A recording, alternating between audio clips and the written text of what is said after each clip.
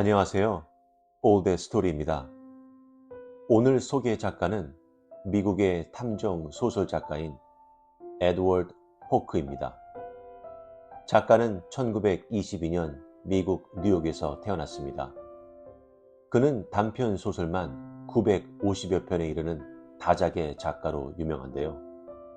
특히 서스펜스와 빠른 액션보다는 미스터리와 추론을 강조하는 고전 탐정 소설가의 대가입니다. 오늘 소개 작품이 그것을 대표하고 있습니다. 오늘 작품은 흉터를 팔아먹는 사나이입니다. 주인공의 오랜 친구인 흉터가 있는 사나이는 어느 한 사건에 고용이 되어 이야기가 펼쳐집니다. 그럼 이 아주 흥미진진한 탐정 작품을 편안한 마음으로 감상하세요.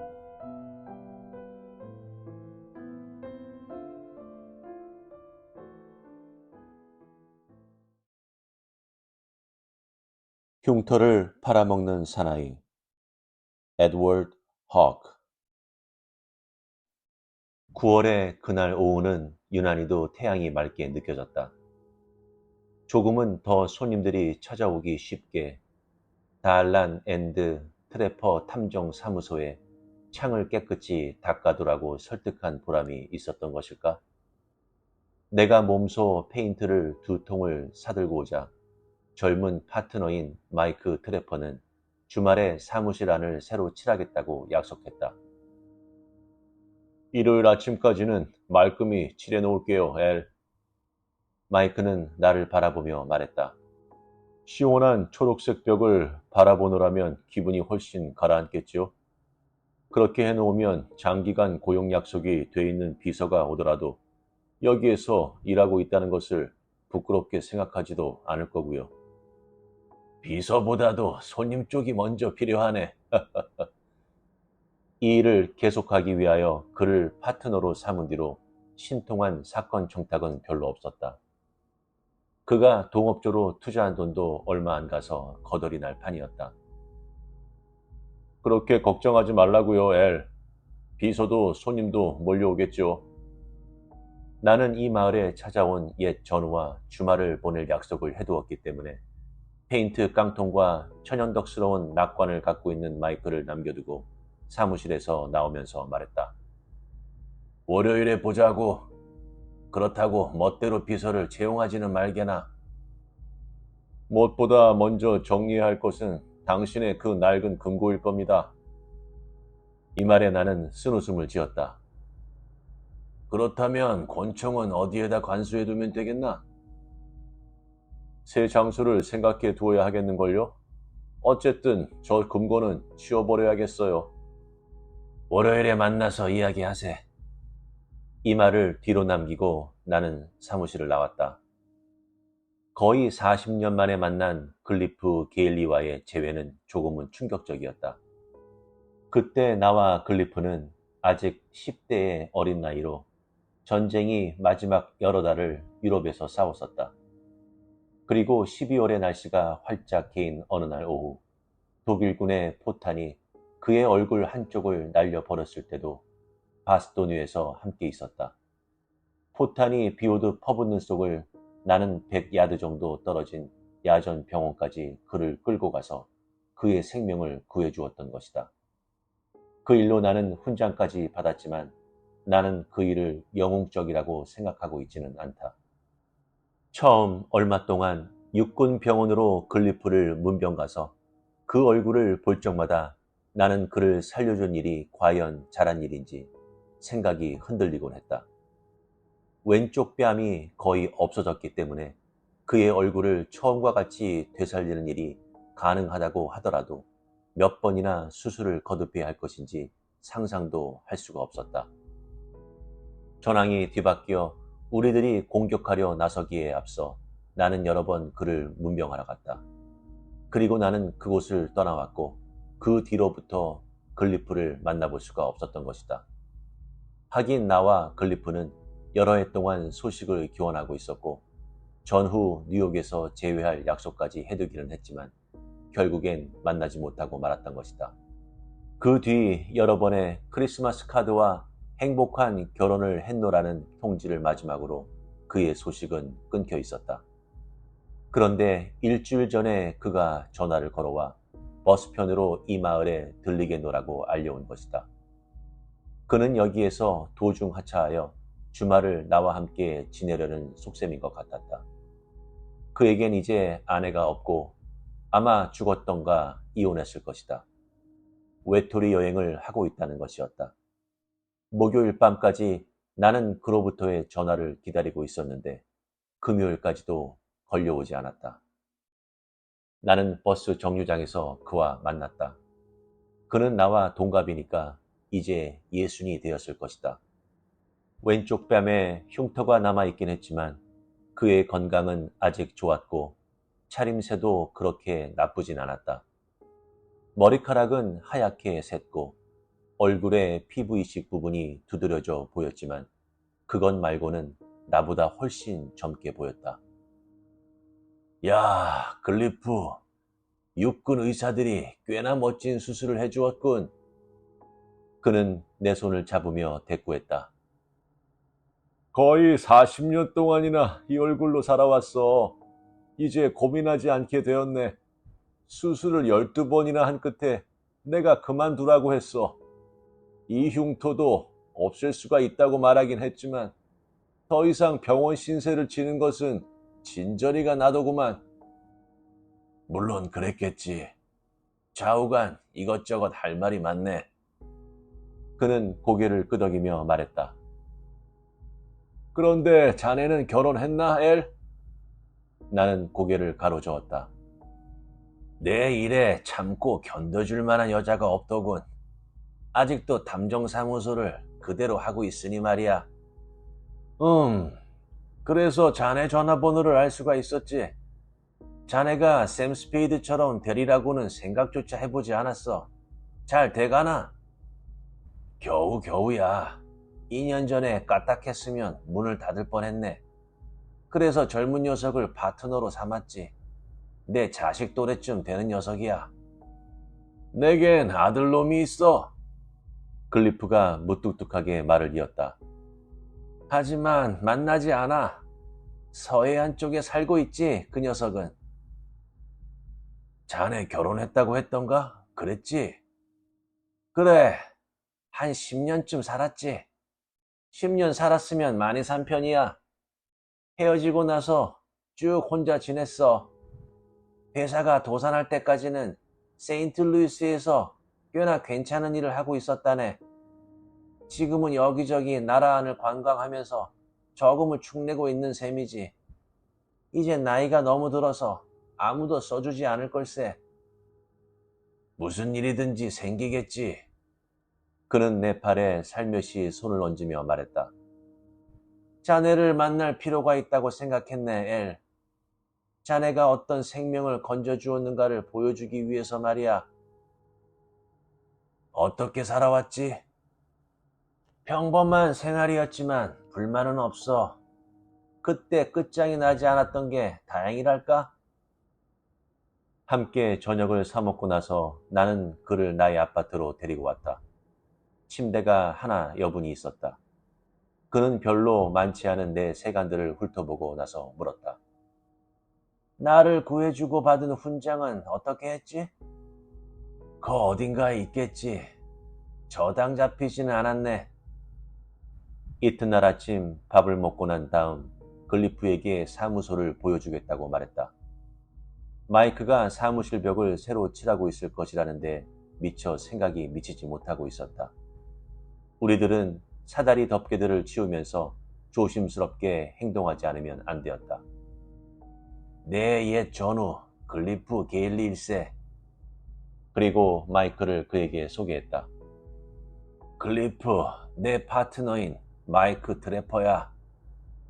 마이크는 손에 묻은 페인트를 닦은 뒤 글리프와 악수를 나누었다. 늘 이렇게 엉망이지는 않습니다. 좋은 위치에 있군.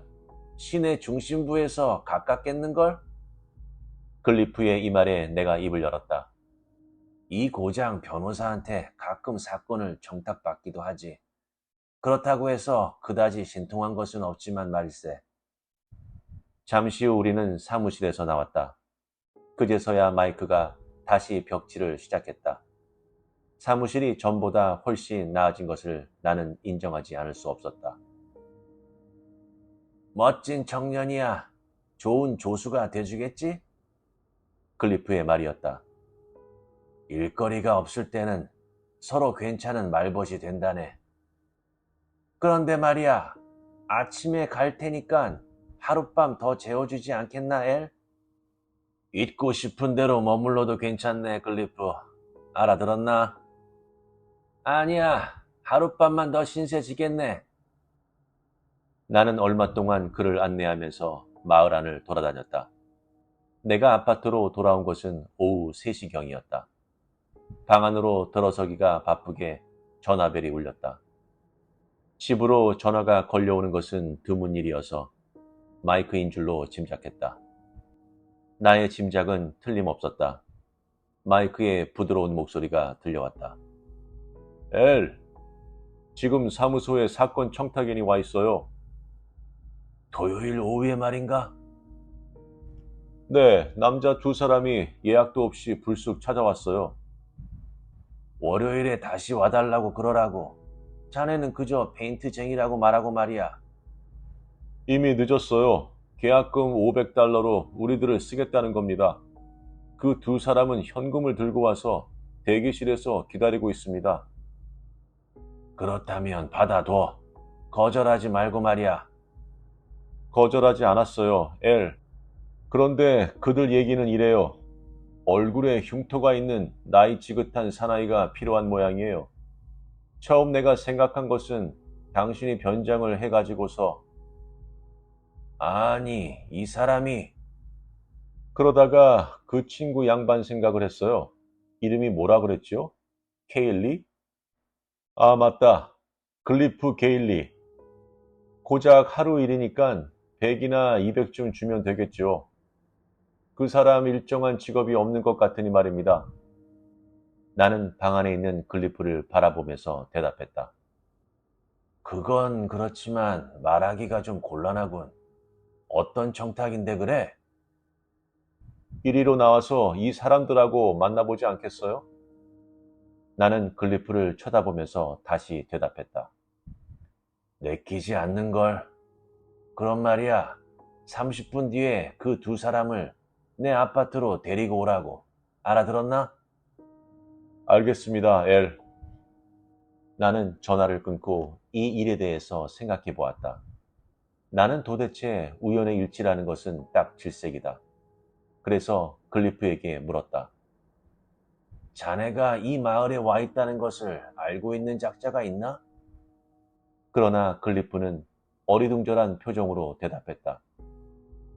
천만에 이 마을에 아는 사람은 자네뿐일세. 나는 찬장을 열어 술병을 꺼내들었다. 한 잔 어때? 너무 이른 시간일까? 괜찮네. 나도 한 잔 하겠네. 물을 좀 타주게나. 전화는 마이크 그 친구한테서 왔었어. 사무소에서 말이야. 청탁인 2사람이 별난 주문을 가지고 일일이 오고 있네. 자네 마음에 내키기만 한다면 하루치 급료를 자네에게 지불할 수가 있게 됐어. 얼만데? 150. 그 이상일지도 몰라. 무슨 일인데? 아직은 알 수가 없어. 그렇다면 내가 할 수 있다는 걸 어떻게 알았지? 얼굴에 흉터가 있는 사나이를 찾고 있는 모양이야. 이유는 곧 알게 되겠지. 이 마을에 있는 사람 가운데 누군가 알고 있는 사람이 있느냐고 물었던 것은 그 때문이었어. 클리프가 왼쪽 뺨을 문지르며 말했다. 이게 돈이 되리라고는 생각조차 해본 일이 없었던걸. 아직 돈이 된 건 아니야. 괜찮겠나? 마이크가 청탁인을 데리고 이리로 오고 있네. 내가 사건 청탁인을 만나 그 내용을 듣고 있을 동안 자네는 침실에서 기다리고 있는 게 어떨까? 괜찮다고 생각되면 자네를 부를 테니까. 그렇게 합세. 우리가 잔을 비우고 나자마자 마이크가 들어왔다. 같이 온 2사람은 기묘한 사람들이었다. 검소한 옷을 입은 다이엘 메카디라는 사람은 은행가 아니면 변호사로 보였다. 다른 한 사람인 필 레시라는 사나이는 허우대가 좁고 얼굴에 어울리지 않는 코밑 수염을 기르고 있었다. 그는 새까만 자켓을 입는 데다가 헐렁한 회색 바지를 걸쳤고 셔츠는 깃을 풀어헤치고 있었다.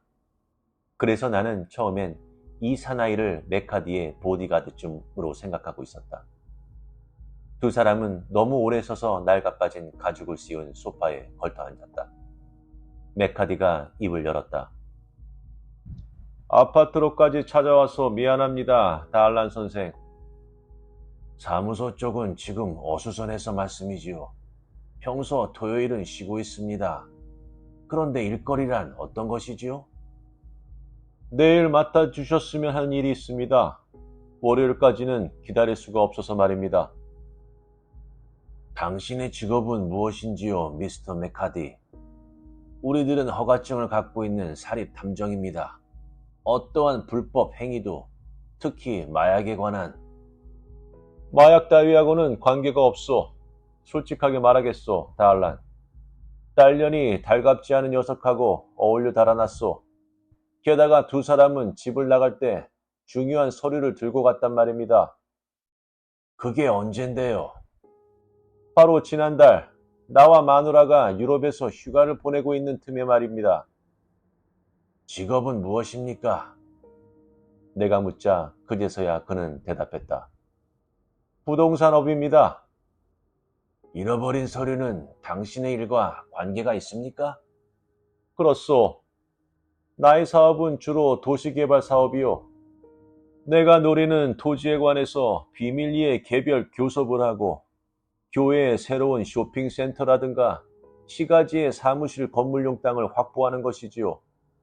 비밀이 새어나가면 필요한 땅의 값이 상당히 비싸진단 말입니다. 따님과 그 친구가 거기에 관한 서류를 훔쳐갔다는 말씀이십니까? 고약하게도 그렇게 됐습니다. 그걸 도로 찾고 싶습니다. 나와 켈런과의 관계는 요즘에 와서 썩 좋았다고는 말할 수가 없소. 이 필이 중개인이 돼주고 있소. 필 레시가 여기에서 처음으로 입을 열었다. 나는 그제서야 그가 보디가드가 아니라는 것을 알게 됐다. 목소리가 부드럽고 교양이 배인 말투여서 나는 놀랐다. 나는 켈런의 대부입니다만. 그는 쓴웃음을 웃으며 말을 계속했다. 가족의 평화를 지키려고 노력하고 있습니다. 서지스라는 녀석은 좋지 않은 놈이라 댄이나 제인이 싫어하는 것도 무리가 아니지요. 그 녀석은 켈런을 빼앗아갔고 게다가 서류가 잔뜩 들어있는 서류 케이스까지 훔쳐갔다 말씀입니다. 그래도 나는 켈런을 위해서 할 수 있는 데까지 하고 있습니다. 켈런을 만나 서류 케이스를 돌려주어야 한다고 다일렀지요. 그 애도 순순히 따르길래 우리는 내일 오후 누군가를 시켜 그걸 받으러 보내기로 했습니다. 어째서 당신 자신이 가지 않는 겁니까? 서지스가 서류 케이스를 갖고 있는 데다가 나는 그 녀석의 친구가 아닙니다. 그 녀석은 장발을 하고 귀걸이까지 달고 있지요. 그러니 그 녀석이 어떤 녀석인가 짐작하시겠죠? 대내 운전수인 앤투워스에게 서류 케이스를 가지고 오도록 하라고 그 녀석이 켈런에게 말했다는군요. 그런데 문제는 웬투워스가 이제는 댄이 있는 데서 일하고 있지 않다는 것입니다. 여기에서 메카디가 끼어들었다. 서류를 되돌려받는 중요한 마당에 흥정을 깨고 싶지는 않소. 웬투워스는 자동차 사고로 오래된 흉터가 왼쪽 뺨에 있어. 그리고 내 차를 운전해주고 있을 때는 챙이 달린 모자를 쓰고 있었어. 서지스는 앤투워스를 한 번 정도밖에 본 적이 없을 거요. 그래서 흉터가 있는 나이 지긋한 남자라면 안성맞춤이라고 생각하게 된 것이요. 다른 사람을 보내면 그는 경찰관이라 생각하고 달아나 버릴 거란 말이요. 이치에 닿는 이야기인 것 같지만 나는 어딘지 석연치가 않았다. 이 사건 청탁 자체가 아무래도 마음에 걸렸다. 만일 그 서류가 그렇게 중요한 것이라면 서지스는 벌써 사본을 100벌 정도는 만들어 놓았을 거요. 그것이 중요하다는 것을 그 녀석은 모르고 있어. 중요한 서류로는 보이지 않거든.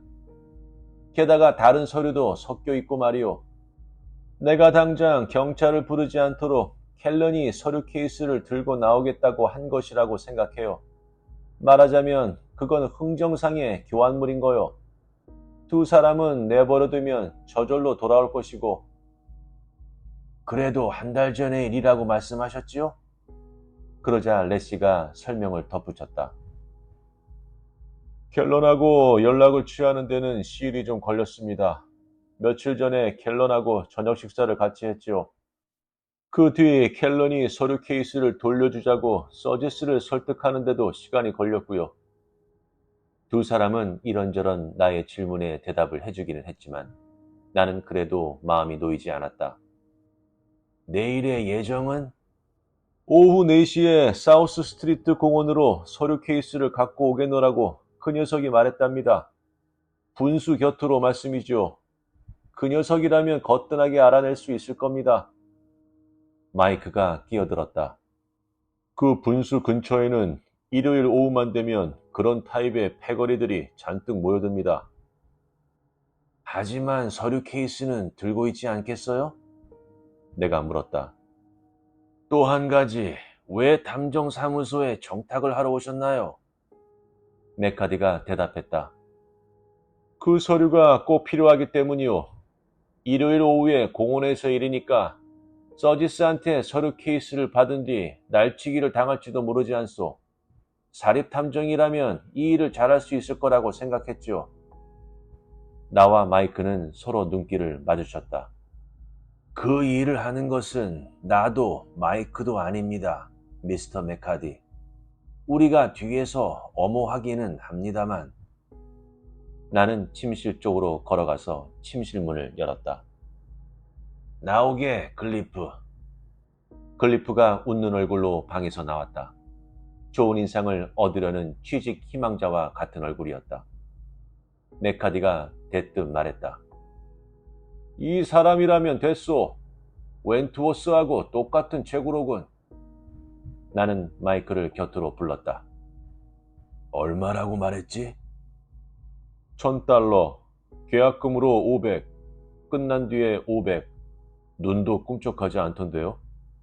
나는 고개를 끄덕이며 말했다. 잘 되면 글리프한테 300을 주자고. 나는 우연의 일치에 신경을 더 쓰지 않기로 했다. 일요일에는 소슬바람이 불고 날씨도 활짝 개었다.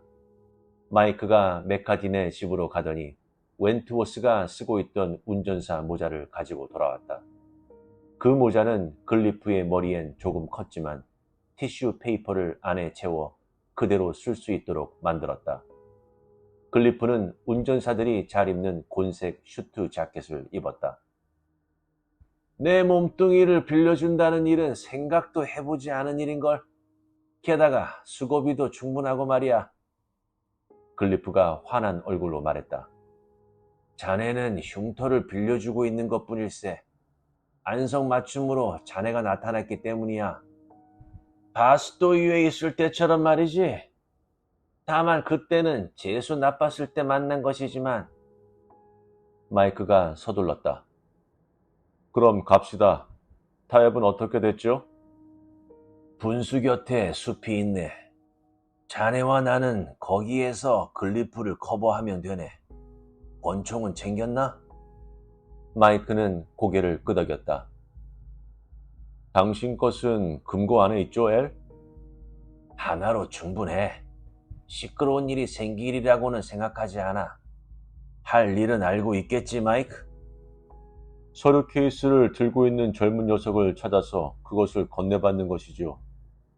그 녀석 돈을 우려낼 생각은 하고 있지 않겠죠? 없어. 그 녀석은 장발이고 귀걸이를 달고 있는데 이름은 서지스라고 했어. 자, 그럼 나설 시간이야. 나는 시계를 쳐다보며 그들을 재촉했다. 공원 분수 곁에는 상당히 많은 젊은이들이 몰려들어 있었지만 초여름 한창 때만큼은 붐비지 않았다. 나는 숲 곁에 빈 벤치 쪽으로 걸어갔고 마이크는 그 반대쪽으로 보냈다. 글리프는 모자를 고쳐 쓰더니 입을 조금 비틀고 웃는 얼굴로 분수 쪽으로 걸어갔다. 시간은 4시 5분이었다. 나는 서지스처럼 보이는 장발의 젊은이를 찾았지만 서류 케이스나 큰 보따리를 들고 있지 않았다. 4시가 지났다. 서지스는 정말 나타날 것인가? 그때 기다란 집시 스커트에 앞가슴이 패인 브라우스 차림에 검은 머리카락을 가진 여인이 느닷없이 나타났다. 근처의 포장지대를 빠르게 가로질러 갔다. 그리고 글리프가 어슬렁거리고 있는 분수대 밑으로 곧장 걸어가는 것이었다. 그 여인이 글리프와 말을 건네고 있는 모습이 보였다. 글리프는 망설이는 모습으로 사방을 휘둘러 보았다. 그리고 여인과 함께 걸어 나갔다. 나는 숲과 반대쪽을 살피며 마이크를 찾았다. 보이지 않았다. 어쨌든 상황은 타협 내용과 달랐다. 별 수 없이 나는 벤치 곁을 떠나 그 두 사람을 멀찌감치해서 뒤쫓으며 마이크도 나와 똑같이 움직여주고 있기만을 바랬다. 내가 오후에 군중 속을 누비고 다니는 사이에 두 사람은 오솔길로 걸어가더니 시야에서 사라져버렸다. 아직 서류 케이스를 들고 있는 사나이의 모습은 보이지 않았지만 아마도 그 여인이 글리프를 진짜 흥정 장소로 데리고 가는 것이라고 생각했다. 그 순간 총소리가 들려왔다. 그렇게 큰 소리는 아니었지만 경험자의 귀에는 틀림없는 총소리였다. 나는 쏜살같이 달려갔다. 오솔길을 돌아가는 길목 땅바닥에 쓰러져 있는 글리프를 발견했다. 그 여인의 모습은 이미 보이지 않았다. 글리프! 글리프! 나는 그의 곁에 무릎을 꿇면서 외쳤다. 그러나 이번에는 그의 생명을 살리기엔 이미 늦었다. 글리프 케일리는 이미 숨을 거두고 말았다. 총알은 한 방 그의 심장에 명중했다. 마이크는 한 손에 리볼버를 든 채로 숨을 헐떡이며 다가오기 전에 이미 그 사실을 알 수 있었다. 무슨 일이 있었죠? 글리프가 여자 뒤를 따라가는 걸 보았는데 종소리가 들려왔고 글리프가 이 모양이 된 걸 발견했네. 여자가 한 짓이 아니면 서지스가 여기에서 기다리고 있다가 쏘았겠지. 하지만 왜 그랬을까요? 영문을 알 수가 없군. 경찰을 부르는 게 좋겠어. 마이크가 나의 얼굴을 뚫어지게 보며 말했다. 괜찮겠어요, 엘? 송장을 보는 것은 이게 처음이 아닐세. 그런 줄은 알고는 있지만요. 경찰을 부르라고. 그리고 다니엘 메카디한테 전화해서 어떤 일이 벌어지는지 알려줘. 나는 경찰관이 당도할 때까지 글리프의 시체 곁을 떠나지 않았다. 포탄이 비오듯 하는 경황 속에서 글리프를 안전한 장소로 끌고 다녔던 바스토니에서의 12월. 맑은 그날의 일을 나는 되새겼다. 내 도움으로 그와 거의 40년이나 더 오래 살 수가 있었던 것이다. 그러나 이번엔 내가 그를 이 사건에 끌어들인 탓으로 그는 죽었다. 왜 우리 인생은 이렇게 장난 같을까? 경찰관이 당도하자 나는 송장에서 떨어져 그 근처를 수색했다. 멀리는 가지 못했을 것이다. 10야드쯤 떨어진 곳에서 라일락 덤불 속에 처박아 놓은 권총을 발견했다. 38구경 리볼버였고 총소리를 약하게 하고 지문을 남기지 않으려고 하얀 손수건으로 싸놓은 채였다. 손수건의 하얀 빛깔이 나의 눈에 유난히 비쳐들었다. 그 손수건은 써본 일이 없는 것 같았는데 탄알이 뚫고 나간 구멍이 있었고 한쪽에는 초록색 얼룩이 져 있었다.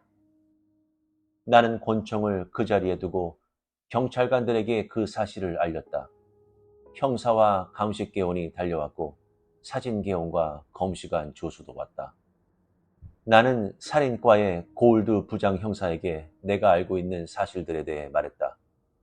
전화를 걸고 돌아온 마이크가 자신이 했던 일을 말했다. 서지스의 풀네임은 뭐였죠? 고울드가 물어온 말이었다. 알 수가 없어. 메카디가 알려주겠지. 그리고 나는 마이크 쪽을 향해 말을 걸었다. 그 사람 이리로 온다던가? 이 판에 온다는 것은 무리가 아니겠어요, 엘? 발목을 삐었다고 말하더군요. 글리프가 죽었다고 말했더니 자기는 관계가 없는 일이라고 딱 잡아떼더군요. 형사부장 고울드가 말했다. 내가 그 친구 마음을 돌려주지. 그리고 그는 말을 이었다. 자네가 본 여자가 그 친구 딸이라면 유력한 용의자야. 권총을 싸고 있던 손수건 말인데 혹시 이니셜 같은 건 없었나? 설마 살인범은 자신의 이니셜 따위를 함부로 현장에 남기지 않을 걸세. 하지만 남자 손수건이야 여자 것은 아니란 말일세. 그렇다고 치더라도 아무런 의미도 없어. 자, 다니엘 메카디를 만나러 가자고. 메카디는 성공한 부동산 업자답게 교외의 커다란 집에 살고 있었다. 리무진 승용차가 주차해 있었지만 웬트워스의 후임 운전사 모습은 보이지 않았다. 우리들이 현관으로 다가서자 머리카락이 조금 희끗희끗한 아름다운 여성이 문을 열어주었다. 메카디의 마누라일 것이라고 짐작해 보았는데 내 짐작은 맞았다. 제인 메카디예요. 부인이 교양이 담긴 어조로 말했다. 어서 들어오세요. 그이가 전화를 함부로 받아서 정말 미안했습니다. 아니요, 괜찮습니다. 마이크가 우리들을 소개했다. 여인은 골드 형사부장이 온 것에 대해서 언짢게 생각하고 있는 눈치였다. 마치 경찰이 개입할 사건이 아닐 텐데라는 표정이었다. 메카디는 널찍한 거실에서 발을 절뚝거리며 걸어 나왔다. 오늘은 정말 일이 사나운 날이군요. 그는 골드와 악수를 하면서 말을 이었다. 뜰에서 넘어지는 바람에 발목을 삐었거든요. 내가 말을 걸었다. 글리프 게일리에겐 더 지독한 날이었습니다. 목숨을 잃었으니까요. 정말 안 된 일이요. 하지만 그런 경우는 당신들이 하는 장사에서 흔히 있는 일이 아니겠소? 이때 골드가 끼어들었다. 메카디 씨, 당신이 피해자를 고용하고 가출한 당신네 따님의 보이프렌드와 연락을 취하게 하여 서류를 되찾으려 했던 일은 사실입니까? 맞습니다. 그러나 그 때문에 나는 달란과 트레포를 고용했다고 말해도 되겠죠. 우리들은 예전에 고용하고 있던 운전사 구실을 대신할 수가 있는 흉터가 있는 사나이를 찾고 있었는데 글리프를 고용하자고 제의를 한 건 이 두 사람이니까요. 그럼 이전에 글리프 게일리를 만났던 일은? 없습니다. 따님은 어떤가요? 이때 내가 끼어들어 설명했다. 글리프 게일리는 이 마을에 잠시 들린 것뿐이요. 그 녀석은 이 마을에서 나 이외엔 아무도 모른다고. 골드는 내 쪽을 보며 말했다. 젊은 여인이 글리프에게 다가갔다고 그랬죠? 혹시 행방을 감추었던 켈런 메카디가 아니었을까요? 안 그래요? 그럴지도 모르지요. 집에 따님의 사진이 있겠지요, 부인? 나의 말에 제인이 거실로 들어가더니 리무진 곁에 늘어서 있는 메카디의 가족 사진을 액자채로 가지고 나왔다. 차 뒤에 서 있는 제복을 입은 나이 지긋한 사나이의 뺨에는 흉터가 있었다. 리무진에는 이동 무전용 안테나가 달려 있었으므로 무선 전화가 달린 차라는 것을 곧 알아볼 수 있었다. 나는 가족들의 한복판에서 미소를 머금고 있는 여인을 자세히 들여다보았다. 그리고 말했다. 이 여자야. 왜 이 애가 글리프를 쏘았을까요? 이렇게 중얼거리는 고울드의 말에 제인이 가로막고 나섰다. 그 애는 아무도 쏘지 않았어요. 그러나 이 애는 글리프를 만났을 때 엔트워스가 아니라는 것을 당장에 알아차렸겠지. 그리고 숲속에서 그 애는 서지스에게 일러 바쳤을 거야. 그 녀석은 얼떨결에 글리프를 쏘았겠지. 나의 말에 골드가 맞장구를 쳤다. 그럴지도 모르겠는걸? 그는 그 상황을 골똘하게 생각해보는 눈치였다. 그러자 재빨리 제인이 나섰다. 틀림없이 그럴 거예요. 우리 애는 아무도 죽이지 않아요. 마이크가 물었다. 켈런과 서지스의 거처를 아십니까? 메카디가 대답했다. 모릅니다. 알고만 있다면야 내가 가서 끌고라도 딸년을 데리고 돌아오겠소. 골드가 수첩을 꺼내들었다. 서지스의 특징을 가르쳐 주시지요. 히피 차림입니다. 장발에 머리띠를 두르고 귀걸이를 하고 있어요. 제인의 대답이었다. 골드가 제인에게 질문을 하고 마이크가 곁에 지켜서 있는 동안 메카디가 나를 곁으로 불렀다. 달란, 나는 아직 그 서류 케이스를 찾고 싶소. 찾아주면 수수료는 2배로 지불하겠소. 그건 어려울지 모르겠습니다만 그래도 해보겠소. 내가 찾고 있는 것은 글리프를 죽인 살인범이다. 덤으로 서류 케이스까지 찾을 수가 있다면야 더욱 좋겠지. 나는 마이크와 골드를 메카디 집에 남겨두고 나의 가설적인 줄거리가 맞는지 안 맞는지를 시험해 보기로 했다. 먼저 필 레시의 주소를 전화번호부로 알아내 그가 혼자 살고 있는 고급 아파트로 차를 몰았다. 문을 열고 들어서자 그는 이미 무슨 일이 있었는지를 알고 있는 것 같은 눈치였다. 대인이 전화로 알려주더군요. 경찰이 그 집에 있는 것 같더군요.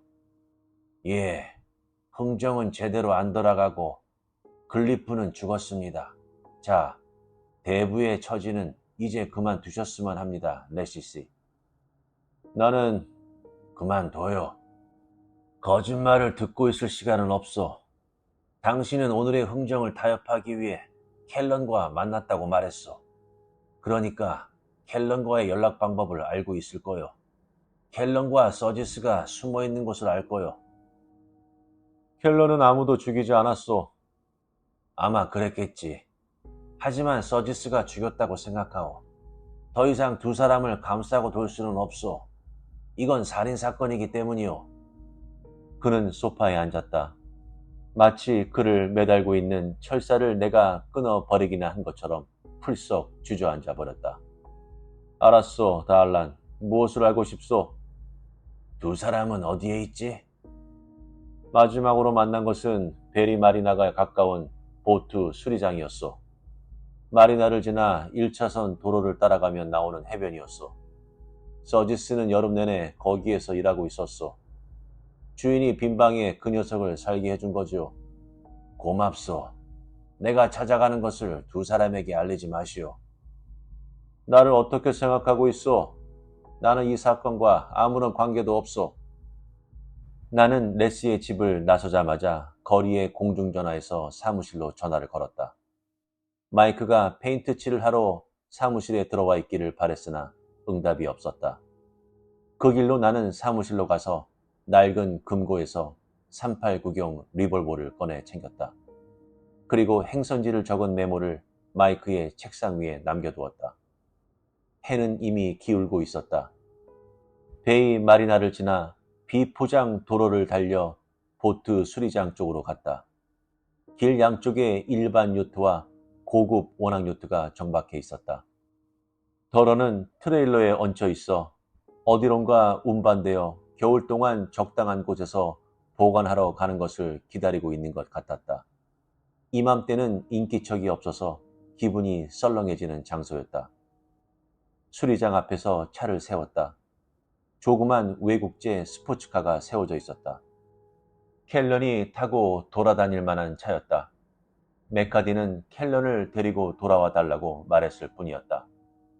되도록이면 큰 보트 그늘에 몸을 숨기면서 사람이 살고 있을 만한 양철 지붕 건물 쪽으로 걸어갔다. 50야드쯤 다가갔을 때 켈런이 느닷없이 문간 복도에 나타났다. 그녀는 나를 보자마자 어깨너머로 무슨 말인가를 떠들었다. 나는 달려가서 거리를 좁히려고 했다.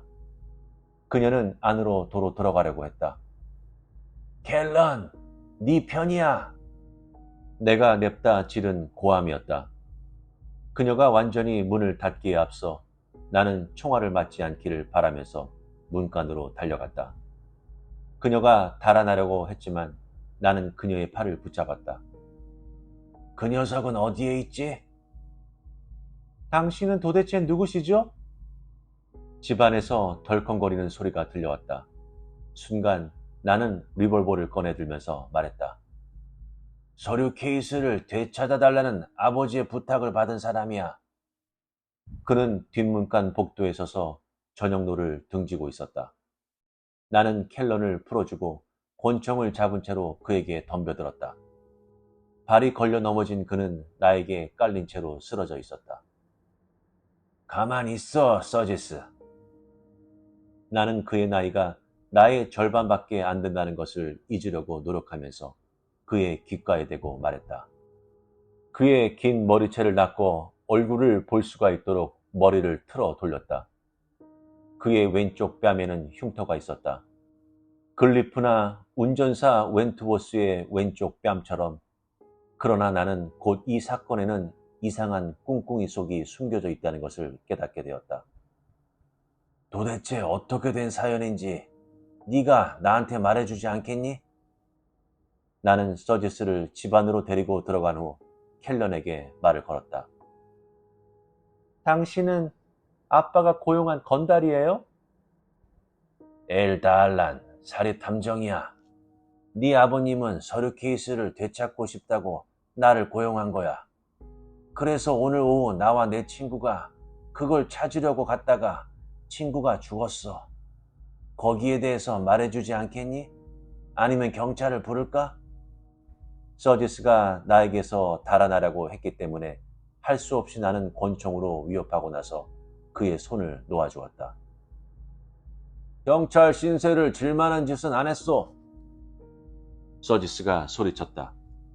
살인 용의가 있는데도 어떻게 생각하나? 내가 죽인 건 아니야. 누가 죽였지? 말하면서 나는 켈런 쪽을 힐끗거렸다. 우리 두 사람 다 모르는 일이에요. 그 사람을 라스 쪽으로 데리고 갔어요. 그와 헤어지고 나서 우리는 총소리를 들었어요. 겁이 나서 우리는 마구 달아났어요. 라스라니. 내가 라스 서지스요. 메카딘의 운전수를 한 일이 있나? 내가 넘겨짚고 한 말이었다. 그러자 서지스는 콧방귀를 뀌며 말했다.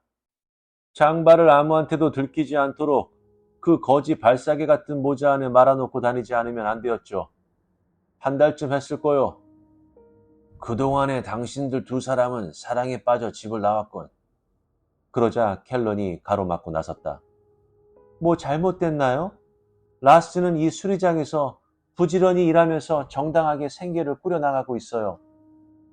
서류 케이스는 어떻게 했지? 돈이 들어있다고 생각했어요.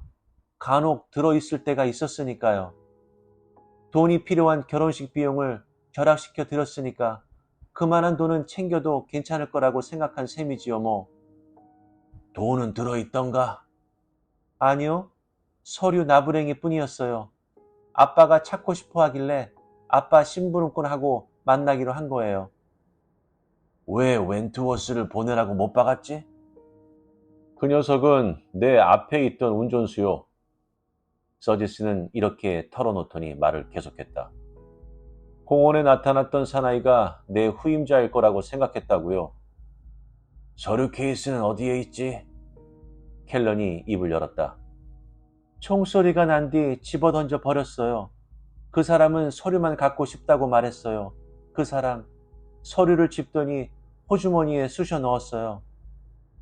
내 머릿속은 뒤죽박죽이 돼버렸다. 그 무엇도 분명한 것이라곤 하나도 없는 것이다. 왜 아가씨 부모는 라스를 그렇게까지 싫어하지? 장발 때문이라면 애당초 저 사나이를 고용하지 않았을 텐데 말이야. 그러자 서지스는 세게 콧방귀를 뀌었다. 얘 엄마가 나를 싫어한 거라고요. 아니, 엄마는 나하고 불장난을 하고 싶어 했는데 난 따님 쪽이 더 마음에 들었단 말이오. 그제서야 이유를 알 것 같았다. 더 빨리 알아차렸어야 했다. 더욱이 흉터가 공통하고 있었는데도 말이다. 그 흉터는 어떻게 해서 생겼지? 어렸을 때 우유병 위로 굴렀어요. 우유가 아직 남아 있었지요. 엄마가 섹시한 상처라고 정형수술을 시키지 않았어요. 흉터를 좋아하는 여자도 있다고 말이에요. 이 말에 내 입에서는 나도 모르게 불쑥 대꾸가 튀어나왔다. 미세스 메카디가 그랬겠군. 젊은 한 쌍이 숨어 있었던 양철 지붕 건물에서 빠져나올 때 차 한 대가 길 저쪽에서 이쪽으로 달려오는 것이 보였다. 마이크가 나를 살리겠다고 들어닥친 것이다. 그는 나를 보더니 안도의 한숨을 쉬며 말했다. 죽었는 줄 알았다고요. 아직은 자네한테 사무소를 송두리째 맡길 수가 있나? 자, 지금부터 서둘러 가야 할 때가 있네. 우리는 차를 달렸다. 나와 마이크는 제인 메카디가 커다란 집의 아래층에서 혼자 서성이고 있는 모습을 발견했다. 그이는 외출했어요. 제가 도와드릴 수 있는 일이 있나요? 나는 계단을 밟으며 말했다. 진상을 듣고 싶습니다, 미세스 메카디. 당신한테 말입니다. 무엇에 관해서지요? 갤런이 운전수하고 사랑의 도주를 했다는 것을 당신도 주인 양반도 말해주지 않았지요? 그 일 때문에 무슨 잘못이라도 있다는 건가요? 나는 가족 사진이 얹혀있는 사이드 테이블 쪽으로 다가갔다. 이 사진에 찍힌 흉터가 있는 사나이 말씀입니다만 라스 서지스가 아니군요. 더 나이가 지긋한 운전사 말입니다. 서지스 앞에 운전사, 그러니까 이 웬트워스도 뺨에 흉터가 있습니다. 당신은 흉터가 있는 사나이를 좋아하시지요, 미세스 메카디? 여인은 나를 무섭게 노려보았다. 그러다가 소리쳤다. 당장 나가줘요, 두 사람 모두! 나는 사진을 제자리에 돌어놓고 마이크에게 턱짓을 했다. 나가자고. 차를 타고 돌아오는 도중 마이크가 물었다. 수수료는 어떻게 되죠? 운 좋으면 받게 되겠지. 메카디가 글리프 케일리의 흉터를 보고 저 옆에 있는 애인들 가운데 한 사람이라고 지레 짐작하고 쏘았다는 생각하는 건가요? 그렇다고 생각할 수가 있지. 그래서 그는 현장에서 도망쳐 나올 때 발목을 삔 거군요. 마이크의 이 말에 나는 빙긋이 웃었다. 자네도 가장 명백한 실마리를 놓쳤네, 마이크. 우리 사무실 벽만큼이나 큰데도 자네는 놓친 거야, 이 사람아. 예? 자, 그럼 수수료 몫에 일을 하자고. 아파트의 문을 열어준 필 레시는 드레싱 가운을 입고 있었다. 그는 차가운 눈초리로 우리를 노려보더니 말했다. 사람을 방문하기엔 조금 늦은 시간이 아닐까요? 괜찮다고 생각하는데요. 지금부터 사건을 마무리 질 참이요. 당신이 보고 듣고 싶어 할 거라고 생각했어. 댄 메카디가 진짜 청탁인이요. 보고는 그 사람한테 하시오. 나는 자리에 앉아 수첩을 꺼냈다. 무슨 일이 일어났는지를 말해주지. 처음부터 말이오. 댄 메카디의 부인인 제인은 얼굴에 흉터가 있는 사나이를 좋아했어. 더구나 흉터가 있는 운전수를 말이오. 정신과 의사라면 그 원인을 그 여인의 어린 시절에서 발견해내겠지만 그건 나의 전문 분야가 아니오. 바깥 양반인 미스터 메카디는 부동산에 관한 비밀 교섭을 많이 하고 있어. 그 집안의 운전수라면 스파이가 되어 귀중한 정보를 건네줄 수가 있을 거요. 차 안에 전화가 있어. 운전사라면 전화 내용을 엿듣는다던가 뒷자리의 대화를 듣는다던가 메카디가 가보는 부동산을 기록할 수가 있다는 말씀이요. 왜 그런 이야기를 나한테 하는 거지? 당신은 제인이 얼굴에 흉터를 가진 운전사를 좋아하는 것을 알아차리고 이용하려고 생각했어. 그래서 당신은 얼굴에 흉터가 있는 사나이를 찾아다녔어. 당신들한테 수고를 좀 끼쳤을 뿐이요. 별로 비밀거리도 아니지. 내가 생각하기엔 당신은 먼저 글리프 케일리를 발견하고 자신의 목적을 위해서 동료로서 끌어들인 거요. 당신은 방랑자를 찾아 버스 정류소를 뒤졌소. 나는 글리프가 목요일 밤에 이리로 올 것으로 알고 있었으나 그는 금요일 아침까지 전화를 걸어오지 않았소. 당신은 목요일에 그를 발견했지만 당신이 의심받지 않고서 메카디의 주의를 글리프에게 쏠리게 할 필요가 있었지. 글리프는 사립 탐정인 친구를 만나러 이 마을을 찾아왔노라고 당신에게 말했소. 그러자 당신은 서류 케이스를 찾아오는 사람으로 켈런의 운전수를 지정하고 있다는 아이디어를 생각해낸 거지. 켈런과 라스가 흉터 있는 사나이를 기다리고 있었으니까 그런 남자가 필요하다고 당신은 메카디에게 말했어. 그리고 우리를 고용하도록 메카디를 설득했어. 당연하게도 우리들에게는 얼굴에 흉터가 있는 바라는 대로의 사나이가 있었지. 글리프가 서류 케이스를 찾아오면 제인이 그를 운전수 자리를 맡길 테니까 당신의 스파이를 들여보낼 수가 있다고 생각한 거지. 글리프는 아직 멋쟁이 남자고 제인은 나이를 따지지 않고 흉터 있는 사나이를 좋아하니까. 혼자 꽤 똑똑한 척하고 있구먼. 레시가 오른손을 드레싱 가운의 호주머니 속에 찌르고 있는 채로 한 말이었다. 하지만 글리프는 욕심을 냈어. 호주머니에 서류를 쑤셔놓고는 서류 케이스를 가지고 가라는 켈런에게 말했지.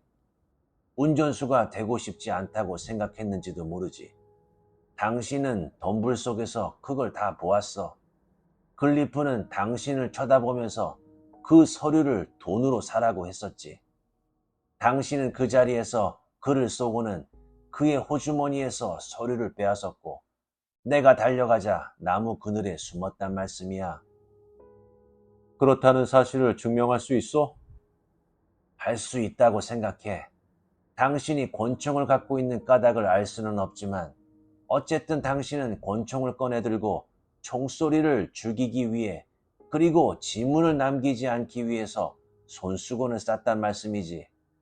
그 손수건에 초록색 페인트가 묻어 있었어. 우리 사무소의 페인트야, 레시 씨. 당신은 잊어버렸는지 모르겠지만 토요일 우리 사무소에 갔다가 묻은 페인트를 손수건으로 닦았겠지. 페인트가 마르기 전에 그 사무소에 들린 사람은 당신과 메카디 그리고 클리프와 나뿐이었어. 클리프는 제 가슴을 쏘고 10야드나 떨어진 덤불에 권총을 버릴 수가 없소. 메카디는 살인사건 5분 뒤에 교회 자택에서 마이크의 전화에 응답하고 있었소. 그러니 남는 사람은 당신뿐이란 말씀이요. 해서 당신의 손수건이요. 당신이 쏘아 죽인 거요. 레시는 생각보다도 재빨리 행동했다. 드레싱 가운 속에 감추어둔 조그만 권총쯤으로 대단한 상처가 나는 것은 아니었지만 권총이 호주머니에서 나오기 이전에 마이크의 무쇠 같은 커다란 주먹이 먼저 레시의 턱을 후려 갈겼다. 그제야 나는 마음을 놓았다. 골드 형사 부장을 부르게. 나는 레시의 힘이 빠진 약한 오른손을 발로 걷어차 권총을 멀찌감치 나가 떨어지게 했다. 그리고 말을 이었다. 여기에서 서류를 찾아내자고. 골드가 욕심내고 있는 증거가 될 것이고 메카디한테는 수수료를 받을 수가 있으니까. 메카디가 제 에펜네하고 운전수의 관계를 알고 있을 거라 생각하나요, 엘? 모른다면 해태 눈가리게. 마이크는 고개를 끄덕이면서 전화기로 갔다. 글리프는 자업자득이지요, 엘? 그가 죽은 것은 당신 책임이 아니에요. 나는 맥없이 입을 열었다. 그렇게 생각하고 싶군. 오늘 밤은 잠을 푹 자고 싶으니까 말이야.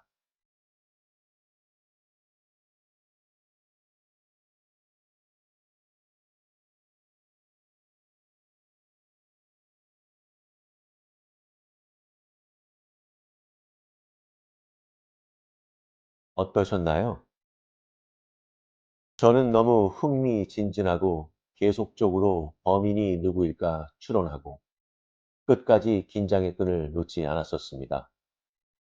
무엇보다도 작가가 다룬 얼굴에 흉터가 있는 사나이라는 소재 자체가 아주 매력적인데요. 그러한 소재로 이렇게 재미있게 이야기를 소설화시킨다는 것이 매우 놀라웠습니다. 어쨌든 이 소설로 작가는 독자들에게 끊임없는 질문과 해답을 찾도록 유도하는 순간순간들이 너무 재미있었습니다. 그리고 마지막에 주인공인 엘의 종합적인 결론을 차근차근 설명하는 모습들이 너무나 탐정가로서 그의 직업을 더 멋있게 만들었다고 생각합니다. 여러분은 어떠셨나요? 많은 의견 주세요. 그럼 다음 영상에서 더욱더 멋진 작품으로 찾아뵙겠습니다. 구독과 좋아요는 영상 제작에 많은 힘이 됩니다. 감사합니다.